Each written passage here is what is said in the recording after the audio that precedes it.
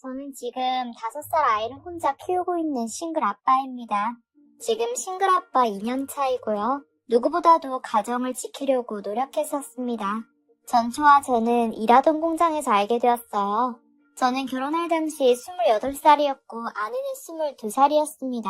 저보다 6살이나 어린 그녀였기 때문에 제가 많이 이해하려고 노력했고 이래도 되나 싶을 정도로 많은 배려를 하면서 살았습니다. 전처는 제가 일하는 공장에 20살에 들어와 일을 하기 시작했어요. 제가 아무래도 직장 내에서는 선배이고 이 아이는 고등학교를 졸업하고 바로 일에 나온 상태였던 거죠.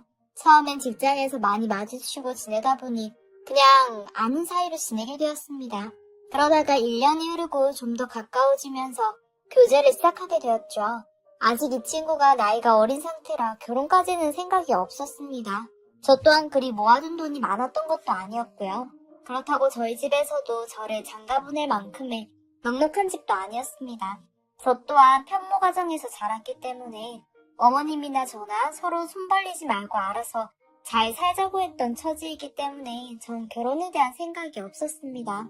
그런데 어쩌다 아이가 생겨서 작은 투룸 월세를 얻어서 결혼 생활을 하기 시작했답니다. 따지고 보면 아이 때문에 어쩔 수 없이 시작한 결혼 생활이었죠. 그렇다고 제가 이 아이를 사랑하지 않은 것은 절대 아닙니다. 서로 1년 이상을 알고 지냈고 서로 마음이 있었기 때문에 만나기 시작했거든요. 그렇게 시작된 만남이 아이를 갖게 되었고 저희는 부랴부랴 조촐한 결혼식을 올리고 같이 살기 시작했습니다. 아이가 태어나고 아내는 일을 그만둘 수밖에 없었어요. 어차피 생산지 근무였기 때문에 아내는 아이 어린이집 보낼 수 있는 시기가 되면 다시 시작하겠다고 하더라고요. 마음 같아서는 일을 시키고 싶진 않았지만 저희가 아무것도 없이 시작한 결혼이다 보니 어쩔 수가 없더군요. 나이도 어린 친구가 제 아이를 갖는 바람에 고생하는 것 같아서 육아에도 최대한 많이 도움을 주었습니다. 제가 쉬는 날이거나 교대 근무 덕분에 낮에 잠을 자야 할 때에도 저는 집안일과 육아를 도왔고 아내도 그런 저의 노력 덕분인지 임신했을 때의 불안감은 어느덧 사라지고 안정감을 갖는 듯한 그런 기분을 느꼈죠. 그렇게 1년이라는 시간이 흐르고 아내는 아이가 돌쯤 되었을 때 옆 아파트에 있는 가정 어린이집을 보내고 싶다고 하더라고요. 정부 보조금이 나와서 어차피 공짜로 보낼 수 있다면서 얘기하길래 제가 선뜻 그러라고 했습니다. 그러면서 하는 얘기가 일단 어린이집 보내고 자기가 일하는 건 조금만 미루고 좀 쉬었다가 일해도 되냐고 하더군요. 그래서 당연히 그러라고 했어요. 어린 나이에 아이 낳고 키우고 집에서 하루 종일 아이랑 힘들었을 아내에게 휴가를 주고 싶었던 것도 사실이니까요. 그랬더니 그때부터 시작이었던 것 같습니다. 1년 동안 애지중지 키웠던 아이를 어린이집을 보내고 나서부터는 이제 안중에도 없어 보였죠. 아이를 데리러 가는 시간도 잊은 채 밖에서 놀기만 하고 심지어 제가 퇴근해서 그 다음날 눈을 뜰 때까지도 귀가하지 않은 적도 있었습니다. 지금부터 화내기보다는 어르고 타이르고 별짓을 다 해봤지만 이 여자의 일탈은 날로 심해져만 갔습니다. 원래 자기는 이렇게 놀아야 하는 나이인데 그러지 못해서 한꺼번에 그게 찾아온 것 같다면서 자기를 조금만 이해해달라는 거예요. 그래서 제가 그랬죠. 넌 내 아내이기도 하지만 한 아이의 엄마이기도 하다고요. 그런데 아이를 이렇게 내팽겨치고 이렇게 행동해도 되는 거냐고 그랬더니 엄마이기 전에 자기는 여자라는 겁니다. 그때 느꼈죠. 모든 여자들에게 모성애가 있는 건 아니구나 하고요. 그런데 저도 이혼한 부모님 가정에서 자라서 그런지 어떻게든 제 가정을 지키고 싶었습니다. 내가 조금만 노력하면 되겠지. 내가 조금만 더 이해하면 괜찮아지겠지. 하면서 그렇게 시간을 보냈어요. 그러다가 도대체 이 여자가 만나고 다니는 친구들이 누구인지, 도대체 뭘 하면서 이렇게까지 놀다가 들어오는지 궁금하더군요. 아무래도 나이도 어리니까 밖에서 다른 남자들과 만나고 다니는 건 아닐까? 그런 생각까지 정말 별의별 생각이 다 들었습니다. 결국 안 되겠다 싶어서 아내 길을 밟기로 했어요. 그래서 하루는 출근하는 척을 하고선 아이 어린이집 근처에서 기다렸다가 아내가 아이를 데려다주고 나갈 때부터 길을 밟았습니다. 같은 또래 여자들을 만나더라고요.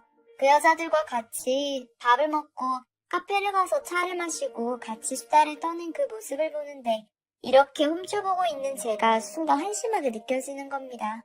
그런데 그저 저 정도면 도대체 밤늦게까지 저렇게 있진 않잖아요. 다른 무언가가 더 있을 것 같은 생각에 계속 주시했습니다. 그리고 오후 4시 정도 되니까 자리를 뜨더라고요. 그러더니 같이 있던 여자들과는 그 자리에서 헤어지는 것처럼 보였습니다. 그러더니 아내는 자리를 옮겨 다른 곳으로 이동을 하더니 한 오피스텔 같은 곳으로 들어갔어요. 그 안까지는 따라갈 수가 없으니 많이 답답했습니다. 그 안에서 어떤 놈이랑 있는지 알 수가 없었으니까요. 제가 그 시간에 제가 일부러 계속 연락을 했습니다. 어린이집 픽업을 늦어도 7시에는 가야 했기 때문에 제가 갈 수 없어서 가보라고 계속 연락을 했더니 안 받더군요.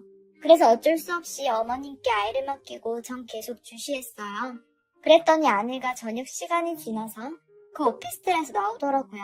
물론 그 오피스텔에 남자 몇몇이 들어갔다 나오고 들어갔다 나오고 하긴 했지만 아내랑 같이 나오거나 오랜 시간을 있거나 하지 않았기 때문에 크게 신경 쓰이진 않았습니다. 마침 아내가 그 오피스텔에서 나올 때는 어떤 한 여자랑 같이 나오는 게 아니겠어요. 제가 또 오해했나 싶었습니다. 순간 남자가 아닌 여자랑 같이 나오는 걸 보고 불행 중 다행이다 싶기도 했어요. 정말 노는데 미쳐서 이 여자가 아이고 뭐고 정신을 못 차리는 거였나 싶었거든요. 남자 문제만 아니면 되겠다 싶었습니다. 그리고 다시 전 아내를 행적을 계속 따라갔어요. 그랬더니 시내의 한 클럽으로 들어가더라고요. 거기서 또 저렇게 술 마시면서 놀다가 집에 오는구나 싶었습니다. 하루 종일 미행을 했더니 저도 너무 힘들고 또 제 아내이지만 한심하기도 하고 화도 났습니다. 친구들 만나서 놀고 또 놀고 술 마시고 또 놀고 이렇게까지 놀기 좋아하는 사람이 어떻게 20살 때부터 일을 시작했는지 알 수가 없었죠. 그런데 아이러니한 것은 이 여자가 돈을 벌고 있는 것도 아닌데 놀 때 쓰는 돈은 도대체 어떻게 생기는지 알 수가 없었습니다. 저한테 생활비를 받아서 쓰는데 그렇게 놀면서 쓰는 돈도 상당할 텐데 저한테 생활비를 더 달라고 하거나 용돈을 더 달라고 한 적이 단 한 번도 없었거든요. 그래서 제가 한 번은 물어봤습니다. 하지만 제 말을 이제는 들으려고 하지도 않더라고요. 남편이라고 생각하지 않는 건지 아무리 나이가 어리지만 이건 아니다 싶었습니다. 그래서 물론 큰 돈은 아니었지만 생활비와 용돈을 차단시키고 아이도 어머니께 죄송하지만 좀 봐달라고 부탁드리면서 어떻게든 결판을 좀 내보자 싶었어요. 그래서 더 적극적으로 아내의 생활을 예의주시했습니다. 그러다가 아내 핸드폰으로 온 카톡을 하나 보게 되었는데 알 수 없는 암호 같은 걸로 메시지가 오는 것을 보게 되었죠. 보아하니 그중 숫자 하나는 전에 들어갔던 그 오피스텔의 호수였던 것 같았습니다. 안 되겠다 싶어서 그 오피스텔을 한번 찾아가 봐야겠더라고요. 그래서 야간 근무가 끝나고 하루는 그 오피스텔을 찾아갔습니다. 그랬더니 한 여자가 나오더라고요. 그러면서 누구냐고 하길래 제가 저 하면서 뭐라고 대답해야 하지 하는 찰나 혹시 예약했나요? 물었습니다. 그래서 제 아내 이름을 댔죠. 그랬더니 그 친구는 오후 5시부터인데 혹시 연락 못 받았냐고 하더라고요. 그래서 그러냐고 일단 알겠다고 하고 나왔죠. 제 아내가 여기서 일을 하는 것 같았습니다. 그리고 무슨 일인지는 도통 알 수가 없었고요. 그래서 기다렸다가 5시에 다시 찾아가기로 생각하고 기다렸습니다. 그랬더니 4시 50분쯤 아내가 모습을 드러냈어요. 그리고 아내가 들어가고 한 30분쯤 흘렀을까요? 한 남자가 들어가고 얼마 후 원래 있던 한 여자가 나오는 틈을 타서 제가 오피스텔에 쳐들어갔습니다. 그리고 아내를 불렀어요. 들어가 봤더니 그곳은 불법적인 제품을 팔고 있었고 아내는 그런 나쁜 일을 하고 있었던 겁니다. 거기서 번 돈을 가지고 이 여자는 밤마다 클럽에 가서 흥청망청 놀면서 돈을 썼고 그 맛을 보니 또 일을 끊을 수 없어. 또 쓰고 그런 일이 계속 반복되다 보니 남편이며 아이는 이미 이 여자 머릿속에서는 지워 없어진 지 오래된 듯 보였죠. 정말 무슨 약이라도 먹었나 싶을 정도로 반 이상은 미친 상태 같았습니다. 도저히 용납이 안 되더라고요. 그래서 제가 이혼을 요구했더니 순순히 알겠다고 했습니다. 이제부터라도 더 자유롭게 살고 싶다면서 이제 제가 없어도 자기는 먹고 살 수 있다면서 큰 소리를 치더군요. 그래서 결국 우리는 이혼을 하게 되었답니다. 그렇게 제가 지키려고 했던 우리의 가정이 이제 더 이상 희망이라고는 찾아볼 수 없는 것 같아서 단호하게 이혼을 결심했죠. 그렇게 저는 결국 싱글 아빠가 되었습니다. 그리고 저는 그 불법적인 영업소를 신고했죠. 그러면서 자연스럽게 아내의 일자리는 없어지게 되었고 아마도 또 다른 이런 일을 하면서 살겠구나 하면서 아이와 함께 바쁜 일상을 지냈습니다. 그리고 나서 1년이 흘렀어요. 어느 날 갑자기 집에 전처가 찾아왔습니다. 아이가 너무 보고 싶어서 견딜 수가 없었다면서요. 자기가 그때 왜 그랬는지 모르겠다면서 마치 악마가 씌었던 것 같다며 저를 찾아왔더라고요. 결론은 자기가 잘못했으니 한 번만 받아달라는 거였죠. 그래도 절대 받아줄 수 없다고 했습니다. 그랬더니 다시 예전처럼 돌아가고 싶다고 하더군요. 이제는 집에만 있으면서 아이만 돌보고 제 내조만 하겠다고 애원했습니다. 순간 마음이 많이 흔들렸어요. 제가 열심히 아이를 키운다고 하더라도 아무래도 엄마의 빈자리는 있을 수밖에 없으니까요. 그래도 그때의 일을 제가 어떻게 했겠어요. 사람 쉽게 변하는 거 아니라는 어른들 말씀도 있기 때문에 단호하게 거절을 했습니다. 그런데 울고불고 하면서 사실은 지금 돈도 하나도 없고 갈 곳도 없다면서 그럼 하루만 좀 재워달라고 하는 게 아니겠어요? 어쩌다가 그렇게 됐냐고 했더니 말로는 사기를 당했다고 하는데 그 말도 사실은 믿기가 어려웠습니다. 그리고 나서 도대체 어떻게 된 일인지 알아봤죠. 아내가 계속 연락하던 친구가 아직 저희 공장에서 일을 하거든요. 그 친구에게 가끔씩 전처의 이야기를 듣긴 했는데 그냥 단칸방에서 간간히 일하면서 지낸다고 그렇게 이야기를 들었었는데 어쩌다 적골이 되었는지 다시 회사에서 만나서 물어봤죠. 그런데 전처는 온라인 도박에 손을 댔다고 하더라고요. 그나마 쥐꼬리만한 돈 있던 것도 싹 다 말리고 그 단칸방 보증금마저 전부 날려서 이제는 무서워서 자기도 연락 주고받지 않는다고 아예 차단을 했다고 합니다. 이제 갈 때까지 간 것 같더군요. 어떻게 보면 참 불쌍하기도 하고 친구들마저 이제는 외면해버리는 그런 처지가 된 것 같아서 안타깝기도 했습니다. 그래서 마지막으로 만나서 단돈 100만 원이라도 줄까 싶어서 밖에서 한번 만났습니다. 그렇지만 이걸로 끝이다 싶어서 돈을 주고 이제 절대 만나지도 찾아오지도 말라고 얘기하고 잘 살라고 하고 헤어졌죠. 그리고 나서 6개월 후에 또 저를 찾아왔습니다. 임신을 했다는 겁니다. 그때 임신한 제 아이라고 하더군요. 제가 그럴 일 없다고 그랬습니다. 일단은 임신한 상태에서는 유전자 검사도 안 될 것 같고 일단은 또 제 아이라고 하니까 또 마음이 약해지더군요.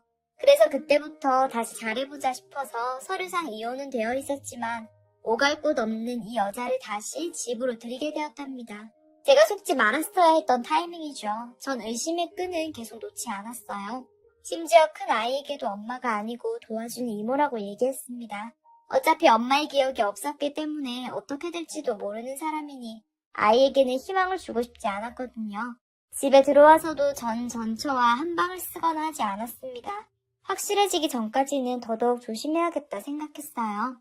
그리고 아이가 태어났고 전 태어나자마자 전처 몰래 유전자 검사를 진행했습니다. 아니나 다를까 제 친자가 아니더라고요.